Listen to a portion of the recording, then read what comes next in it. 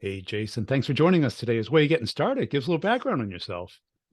Thanks for having me, Brian. My name's Jason Plant. I live in Columbus, Ohio. We got a wife, Kathleen, and two daughters, Remy 10 and Lila 8.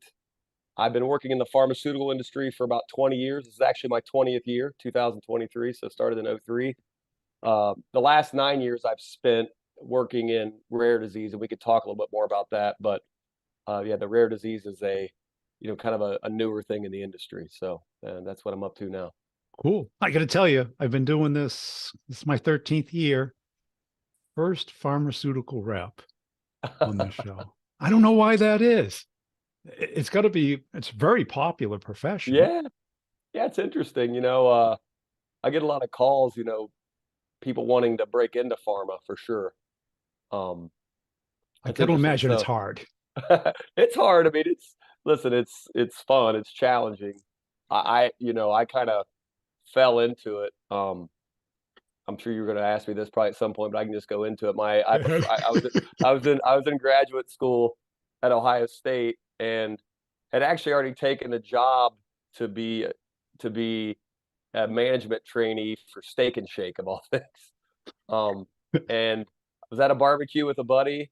His wife worked for a company called Eli Lilly, and she said, "Hey, Jason, you ever think about being a sales rep, pharma rep?" And I'm like, No, I really thought about that." Next thing you know, I'm on a flight to Chicago, and I launched a product that you're probably well aware of, Cialis. It's, it's I have no idea what that is. yeah, so I've heard all the jokes, right? But that's kind of where I started in the industry back in '03. Yeah. And did you like it at first? Oh, I mean, right away, like just really loved it. I mean, kind of fit like a, hand in glove for me. I have my undergraduate degrees in marketing, and then I went into the military, and then my grad degree was an MBA in marketing management, so um understanding consumer needs, customer needs was always something that I was keenly aware of. I just hadn't really considered sales as a career, and the rest is history. I mean, I love it. I could remember when I first got in, I was working the north side of Chicago, and I'd park my car and walk from office to office. Back then, everybody still wore suits, right? So I had a suit on every day. Yeah, I've Yeah. got funny stories about. I think a lot of people know about the fact that drug reps, we often bring lunches into the offices and stuff. And I can remember one instance where I used to bring Italian food, and I brought this Italian lunch in, and I reached over the table, and next thing I looked down, and I've got tomato sauce. Although we had to go in and change, go back to the house Wow. and change. But a lot of good times. And what keeps you in it? Because I got to imagine it's hard. I think, the thing that's kept me in it is really, it's a unique opportunity where you can make a nice living, but I do think that I'm contributing to society, right? I mean, I do really believe in the mission of pharma, and I think there's some misperceptions around the cost of medications and these kind of things, and I think there's a lot of work that could be done positively. I mean, I if you look at what the world just went through, right, with this pandemic, I think pharma should capitalize on some of this, some of the positive things that were done. The science was ready for the pandemic, Yeah, so it's that's true. what keeps me in it. Really, is the fact that I can make a good. It's all I've ever done professionally, really. So I'm kind of ruined now, probably, but I really do love it. I have a passion for it, and lots of great people, So there's What something what's about going to see a doc. So. what's so what's the hardest part of it? Is it just the constant rejection? Because I'm sure not every receptionist, oh, come on in, Jason, we've been Oh waiting yeah, I for mean, you. I, to me, the hardest part of it is our reputation as an industry. Honestly, in the eyes of the clinician, that's like probably the biggest thing that we have to overcome when we're going into an office. Right? Is throw it up. When they see you, they kind of see you as the pharma rep, right? So Yeah. you got to really find a way to connect with that clinician and get them to trust you, right? I mean, this is. I've heard you talk about complex selling. I mean, it's a very complex sell because not only do you have to be very well educated in the disease and then your treatment and probably the other treatments that are out there, but there's also another decision maker that you're never going to see, and that's a patient. So I think storytelling and being able to be compelling, especially in rare disease, is really important. And how do you get past that gatekeeper? Because I'm sure that they're told, don't send anybody back. Oh, Don't tell them I'm busy. well, I think you've got to tell them the story, right? I mean, the Okay. same story that don't, I tell folks all the time is don't look past the person that's in front of you, whether it's a receptionist, a nurse. You just never know where somebody in their family could be affected. I mean, when I first broke into rare disease, the very first patient that I found with this ultra rare metabolic disease, I mean, super rare. It's called hypophosphatasia. The very first patient that I found on my own was because of a conversation I had with a lady at the front desk of this office. Okay. I told her the story about what I was there for. Um, obviously I don't go into as grave a detail as I would with a clinician, but gave her a good idea of what we were there to talk about. And she looked at me and goes, "Oh, we just had a kid in here that sounds a lot like that." Now, in my mind at the time, I'm thinking, "Oh yeah, right. There's no way." Well, it turns out the kid really did have this disease, and his mother had it too. Um, and that's something that you can't really, when you're involved in helping somebody find out they have a rare disease and changing their life. I mean, it's a rare metabolic bone disease. They have bone pain. They fracture. It's a terrible disease. Hypophosphatasia is. When you have any sort of a contribution to helping that person get an answer, what else? I mean, what else can you ask for? Yeah. And Yeah. how many pharma reps do you think hit that doctor's office a day? Oh, I mean, it just really depends, right? Like it's changed a lot. When I first started, it was a primary care, and that's kind of how the industry is. You know, there's there's more commodity type products, for blood pressure, cholesterol, diabetes, these type of things. And then as you move through your career, reps become more and more specialized. Um, it just really depends on the specialty. Like oncology, there's obviously a lot of research in cancer, so an oncologist is going to be a lot of people knocking on their door, which makes it tough on the oncology reps. I've never personally worked in that space, um, but it really just varies. I mean, I think, and then you've got COVID on top of it, right? Just imagine that you're in a healthcare world. I mean, the company I'm working for now. I work for this company called Arenia Pharmaceuticals. We have a a new product for another terrible disease, a rare disease, lupus nephritis. It's the kidney complications involved with lupus, and we launched during the pandemic. We launched in 21, early Yeah. 21. So you can imagine, like, oh, and by the way, our drug's an immunosuppressant too. So there's a lot of education involved, and yeah, it's tough. I got a Yeah. lot of respect for the reps that do this job. I mean, it's I do probably harder too. than it's ever been. Yeah. And also, like, how do you get judged? Because I got to imagine, like, even the doctor doesn't buy the pills from you; they write Right. a You're it's prescription. prescriptions, yeah, and it's patient starts. Um, you Okay. know, and depending on, so like in these rare disease company, there it's a different model. Like we track, the company knows every patient that gets put on the drug. Now, for some of the bigger companies, they actually buy this data from pharmacies. So there's companies that collate this data, and then the company buys it. And I mean, I could tell you some stories about that. We don't have all day, but I can tell you some stories about how inaccurate some of that data could actually be. But you know, it just really depends on But in rare disease, we know, right? Because there's only so many patients out there, so we track every shipment, and then that's how the. It's actually funny today. We were just doing our comp call on the how the comp is going to be for 2023. So those calls are always fun. I bet.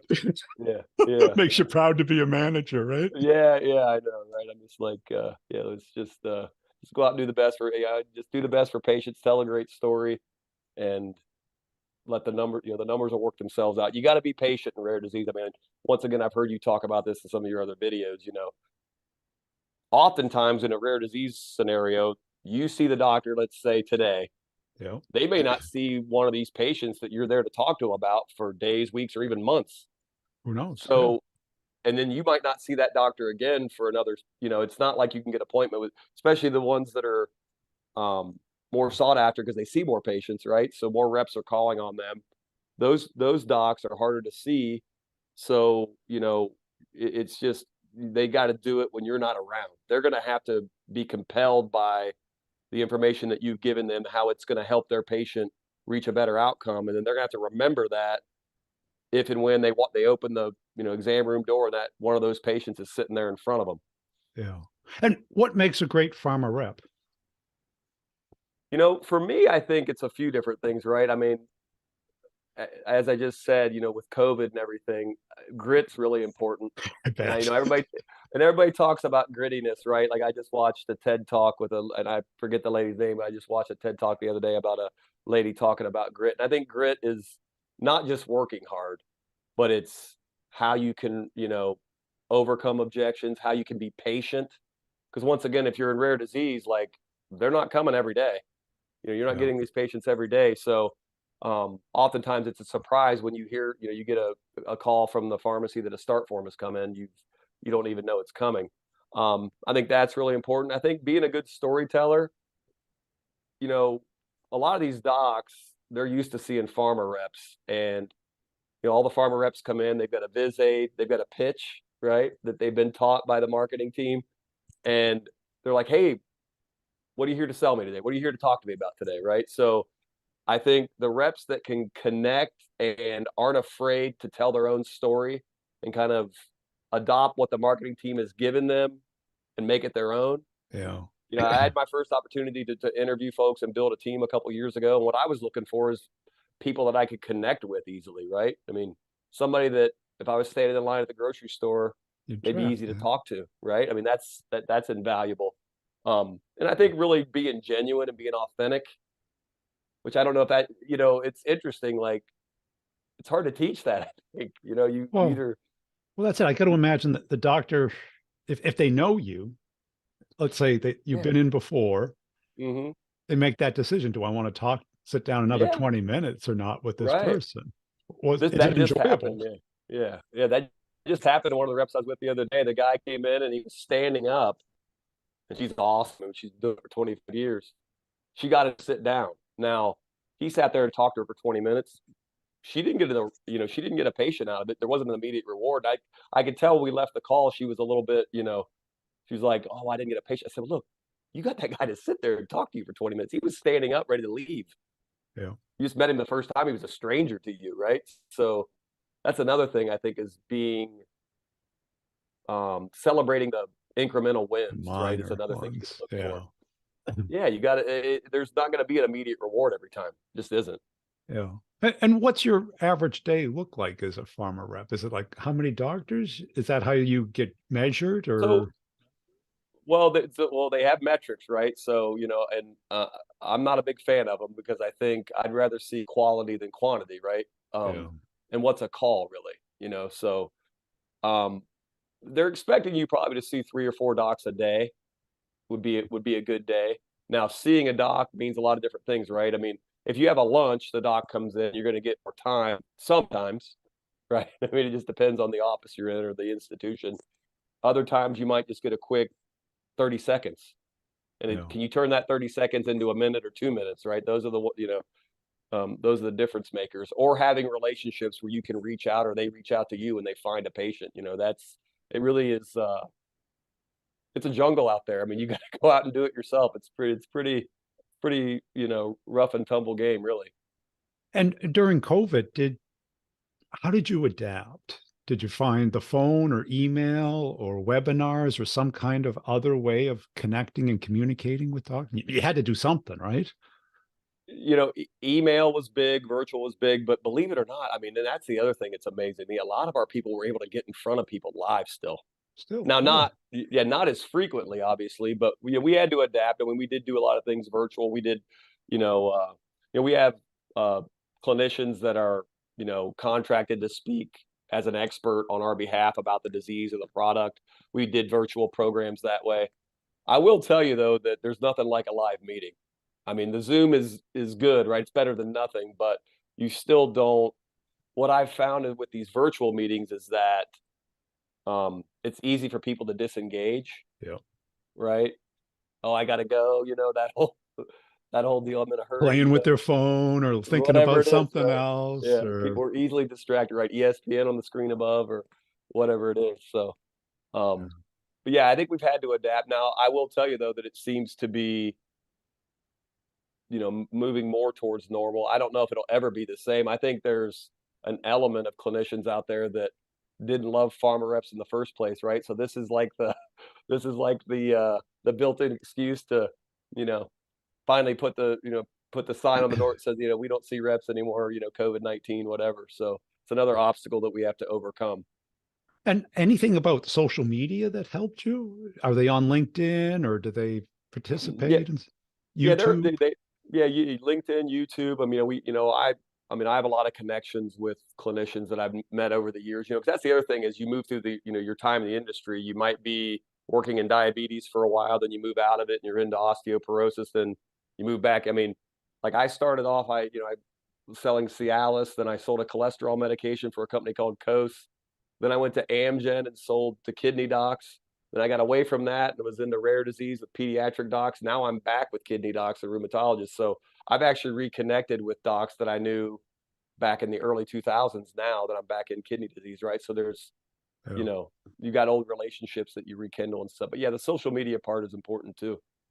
And how important is the medical side of it? Your knowledge as the rep, do you just need a good 30-minute, 20-minute, 10-minute understanding of it, or do you really need to dig in? I mean, I would say, especially in rare disease, you really need to dig in as a rep. Now, to me, the best reps, you're asking, I mean, what great looks like. I mean, I think the reps that can articulate the science and the doc. I mean, the best compliment you can get as a rep is if a doc says, "Hey, are you on the medical team? Are you an MSL?" Now like you've earned their respect. You've done a good job. Obviously, there are things that So, and that's the other thing about our industry. A lot of people don't know is that there's a lot of rules. Like we can't just go to a doctor and say whatever we want. I mean, No, there's all you no, can't make up right. stuff. Yeah, yeah, you can't just make stuff up, right? There's people, there's fines and there's things involved with that you obviously can't do. And also, a lot of times when you bring out a treatment, clinicians are interested in other uses for that treatment. And that's where a lot of times our medical colleagues come in. They can come in and have those conversations, because they're not compensated on sales really, right? So and that's it. These partnerships are important too. Being a sales rep that's quick to recognize that there's a need from the doctor for more clinical information about another use or whatever, you want to have that relationship with your MSL so that because that looks good for you if you can get them in there to follow up quickly, Yeah. and address that doc's concern. And have you had any success hiring from other industries into pharma? I haven't. I've thought about that actually. It's really interesting that over time, the further you get in the industry, it gets more and more specialized, Yeah. and there's not a lot of people that are brought fresh off the street from another industry into pharma. And I don't know if that's a good or bad thing, actually. I've thought about that myself, as I move forward, because I do think there is people out there that would have the talent for it, Yep. obviously, that may not be in it. And there's probably people that have been in it for a long time, look great on paper, right? But I mean, some of these products, it's confirmation bias. Some of these products kind of move themselves. I mean, Yeah. you've got Once the something word that's gets out. yeah. I mean, once if a product's so good, you can almost hurt. Sometimes you don't even really need that representative. But when you're working in rare disease, I think it's it tends to be the docs value you more, and you've got more of a role in helping them help their patients. Now, I got to imagine that market, especially in the rare disease, not the commodity side, Yeah, that if you found like a kingpin doctor, like yeah, the specialist yep, in the area that everyone looks to, if you get yep, that person to yes, be on your side, because I got hmm, to assume that everyone else, it's a referral business, the yes, medical side of it. yes, And I'm sure when they've got a patient and they don't know about you, they yep, call the specialist. absolutely. We refer to those people as thought leaders. And actually, interestingly enough, my first leadership role after being in sales, I was hired as a director of what we call thought leader liaisons. So there's actually They're not sales. They're all mostly former salespeople. They're not incented on sales, but they're there to kind of connect with these thought leaders. Because to be frank, these big thought leaders don't want to talk to sales reps. They don't want to be sold, Right. right? Yeah. So how do you make a connection with them and bring them, get them to talk to you where there's no, you know, threat of a sale, I guess is the best way to put it. You've got to have another role there, and that's where the thought leader liaisons come in. Oftentimes, these are the people that we partner with to speak on the disease to other clinicians. Um, they play an important role, but I think in the future, I could see a place where that thought leader liaison type role becomes more and more important, just because of the nature of how sales is viewed, really, by some of the clinicians. And how about on the internal scientific side? Those doctors want to talk to the people creating? Oh, no doubt about it. Yeah, you've hit a hot button there. So the company I work for, the founders, the guys that actually brought the medication from concept to launch, we're all working here up until the end of this past year. They've moved on to greener pastures now. But the first couple of weeks I was here, I met with these guys and I immediately recognized that their passion for what we were about. They had a great story to tell, and what we ended up doing was creating a program. Our company's headquarters in Canada. It's a Canadian company. They were flying across the border and we had them going around talking to other clinicians, having them tell the story. And I think just, you can have a rep go in there 20 times, but if they meet the guy that did the real work. Now I'm a believer that we should just tell the story the way they're telling it anyway. I think I've heard Call you me talk crazy. about it. Yeah, call me crazy, right? So, I mean, I think that story, that innovation story, I tell my team that I'm working with now all the time. And that was kind of my mantra when I took over the role as a sales director in January. I said, look, guys, like, we're going to do away with the term messaging. We're getting rid of it. We're here to tell our innovation story, partner with these clinicians, listen to what their needs are. And you'll find that the answer is in that story that our founders, if it was good enough, because if you think like our founders, they didn't just do the science, they actually went to Wall Street and convinced Wall Street to give them money to do the study before they even had a result. Well, So the result we got in our trial, is only what they could have dreamed of. So why change the story? that's it. And I think that the gap happens. You give it to sales enablement or marketing, Yeah. and they create the messaging about what they think Yes. the doctor wants to hear. But the doctor, they're passionate about the patient, the disease, the study, the issues. Yeah, and there's no doubt. I mean, I'll tell you we had a perfect setup. One of our founders, the standard of care in this disease came from another study that was done.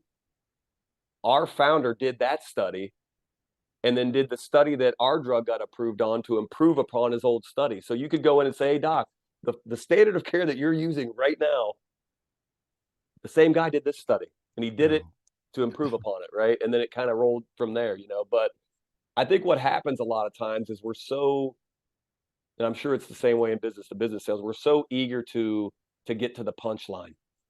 The punchline is the efficacy, right? How great this drug works. Yes. Well, by default, you wouldn't be in front of a doctor if you didn't have FDA approval, and the FDA approval comes from the drug working in some form or fashion, So Right. it's the background information that makes the idea stick. And that's it. And the doctor says, I can read that from the pamphlet. You got it, right? What do you They want to talk like somebody who's like really into this. Well, And like, how's it different? Not that it has the same percentage of this or that. And I think that's why the doctors, they don't want to meet. They don't want to hear that you reading the pamphlet to them. They can read, right? They can read. Yeah. I'm not, I think one of the things that, we talk about a lot is metrics too. Yeah. Right. What bugs you about that? I like metrics. Well, I'll tell you the thing that, I said it earlier, what's a call? Right. I mean, a Exactly. call is, "Hey, doc, how you doing, Jason?" "Hey, Jason." That's a call. Or sitting down and having a discussion like you and I, that call counts the same in the Yeah. in the CRM. Which one meant the most? And the other thing is, if you tell me I need to do 4 calls a day, how many calls am I putting in the system? Minimum 4. 4, right? You're putting them in, right? You drive 2 hours and Right. a What's the pipe. evidence of a call? I think you said it right. It's a measure ceases to be a good measure when it's Goodhart's known. law. Yeah. Right, right. Goodhart's law. There you go. So what I would like to see is that we trust the managers and even the salespeople more to just do their job and inspire them. I mean, if I know when I was a rep, and my manager was like, "Oh, make sure you're getting 4 calls." Again, that's not very inspirational. I'm not gonna, I'm not gonna spend time away from my family at 5 o'clock and make that extra call in the office where the doc's, leaving for the day. If I know that all they care about is this number on a sheet of Right. paper or whatever. Yeah. And how about this? Tell me about your best call from yesterday. I mean, I'm a big communicator. You can probably tell I like to talk a lot. So Right. I'm on. Go ahead. Because if you get 10 reps and you're on a team call and you say, who had a great call yesterday? What was great about it? Right. Who was able to overcome the gatekeeper? How'd you do it? Who was most creative? That's a lot Yeah. more fun than who had the most calls. Well, and it's just not a good, it's not a good indicator to me. Looking at a call, I mean, it's just not a good indicator. Of There's so many anything. questions. There's so many questions. I'll tell you a funny story. You'll like this one. So I had a colleague that told me this. We were talking about this exact subject. He was at a meeting at another company that he worked for, and they were talking about calls per day. And they were like, "Look, if we can go from 9 calls a day per rep to 10 calls a day, we should see this much more sales." Of course. And and there was a guy in the room that was a tenured sales guy. He stood up, grabbed his pencil, and he goes, "You hear that pencil? 10 calls a day." And everybody in the room was like shocked that the guy stood up and did it. But point being, like, it's not the calls, It's not the right? It's calls. it's it's the work, it's the story, it's the connection, it's your value proposition. It's getting that clinician to trust you, that you're not there just to sell them something, that you're actually there to help them help their patient, right? I mean, I say it all the time. We don't need anybody on our therapy that doesn't really need it. If we got all the people on our treatment that really needed it, we'll do just fine. That's it. And why do you think that people above who mandate these things, is it that they're not thinking or they think every call's equal? They need something to measure. Yeah, That's all it is, right? I mean, this goes as high as the top. it I mean, does. like I told you, evaluations. I mean, they need, you know, when in my view, it'd be a lot easier just to look at the results, right? What's your revenue? How many patient starts are you getting? Why aren't you getting more patient starts? What's the objection that you need to overcome to to get doctors to utilize more of your product for their patients? There's, you know, the end result doesn't lie. I mean, the number of patients you have on the drug, and I think the best way to get a clinician to is for them to have a good experience with a patient.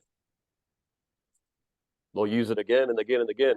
I mean, the selling never. That's what makes pharma complex too, Brian. Is that the selling never really stops. It's not a one shot. You sign the deal, and there's a lot of different things that can happen behind the scenes. I mean, I don't even get me started on the insurance and getting it paid for and all that stuff. I mean, that's a whole nother. Right. I mean, that's a whole nother deal. But a good rep has to be able to manage all that. And is that the number one thing that kind of burns people out, is the focusing on the things that don't matter? I think so, right? I mean, I think it's you know, look, the group that I'm working with, they're all very tenured. I mean, you're not going to get a job with a rare disease company unless you've got, significant sales experience. So they kind of know the game, and they let it roll off their backs. But yeah, I think the thing that it's just all this it's all the sidebar talk, right? It's distracting more than Yeah, anything. it is. It really, I don't think people that are mandating these things understand how much it takes focus away from what's important. Right. Because I got to imagine if you have a territory selling what you're selling, the volume of calls has nothing to do with it. It's like, what's your strategy? Who's that kingpin thought leader? All right. I would put 10 times more into that than any other person. How do I get them to buy into it, get their Right. network, get the introductions? Yeah. That would be effective. Yeah. I And mean, effective reps can build referral networks, right? Hey, yeah. if you don't want to manage this patient, doc, there's a doc down the street and I'd love to connect you with them. You can make that referral. And is that the primary way of getting past the leave your brochure? Is that referral, I recommend, mean, or mentioning the doctor? yeah, I think sometimes, I think it's the combination of things. I think if you tell a compelling story about why you're there and how you're there to help them, a lot of that other stuff just comes naturally then, right? Because they see your value, Yeah, and what you're trying to do to help their patient. I mean, ultimately, all these clinicians, they're busy. They're probably busier than they've ever been of in the course they history of are. being a Yeah. doctor, right? They've got a lot of pressure on them. I mean, Get they've paid got by the pressure on them, hour. right? I mean, if they work for an institution, it's like, how many patients did you see today? You know, They got their so metrics. they got metrics, buddy. I mean, that's a whole, yeah, they've got Well, their just like, metrics make sense. yeah, Ours. they do. But I do think there's a lot of pressure on them, right? So, their time is so valuable. Valuable. Yeah. Um, and just telling a rep, look, you can go see that tier, go Just see push that, harder. Yeah. go see that top tier guy and just, get in his grill and make sure that you hit him with our message. I mean, come on, like, you can't go to the Cleveland Clinic and do that. Like, we get laughed out of there. You Right. know, I mean, they're humans. Yes, they are. They are human beings. I mean, it's uncanny how I'll tell you a story that the thing that made me kind of click over from the messaging thing to being a storyteller. My very first job, I didn't, like I said, I never really sold before. I was working for this big pharma company, Eli Lilly. Great training, right? They trained us on the disease, they trained us on the therapy. I mean, I knew a lot, and felt really good about being. They want to make sure that you're prepared to go in and talk to a clinician, but then they give you your visit, they give you your message. So I'm in Chicago, new guy on the block, never been in pharma before, right? I go in these offices, and I just thought to myself, well, I'm going to make a connection. You went to Johns Hopkins, are you a Baltimore Ravens fan? Whatever, right? They have a fishing picture on the wall. I'm trying to make, and Connect. usually I could find my way into that connection, get them to let the guard down.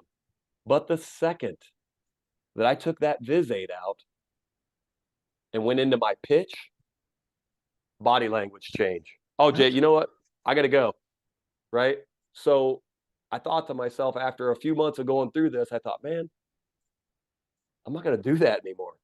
Smart. Um, but here's the crazy thing. I had to do it when my manager came to ride with me. So what I would honestly, this is crazy, Brian. What I would honestly do is I would take him on a milk run of only people that I really knew well, and I would say, look, I'm bringing my boss with me. Can you just play along? I'll be back tomorrow. I'll bring you guys lunch. I'll just play along, right? Because I gotta get my Viz 8 out. I gotta point to the thing with my pen. I gotta do the whole thing, or he's gonna be pissed at me. So, but that's how ridiculous it was, right? Um, Yep. and once again, I think that's what kind of drew me into sales leadership. I was like, man, I'm never gonna be that guy. I'm never ever gonna let that. And it's just like you want to make sales great again. I want to make pharma sales great again, and it's my mission to let's talk about what's real. We have a real opportunity as an industry to improve our reputation. Pharma helped save the world from a pandemic, It does. It's critical. right? So let's capitalize on that.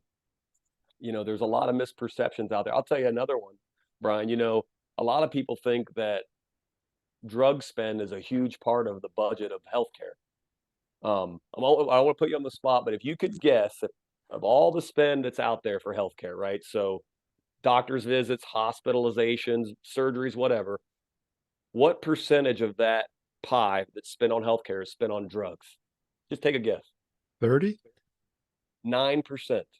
Well, it's noise. Right. It's right. There's a perception issue, right? And Yeah. some of that's brought on by ourselves, right? Because they're, you got the pharma bro guy. Gougers.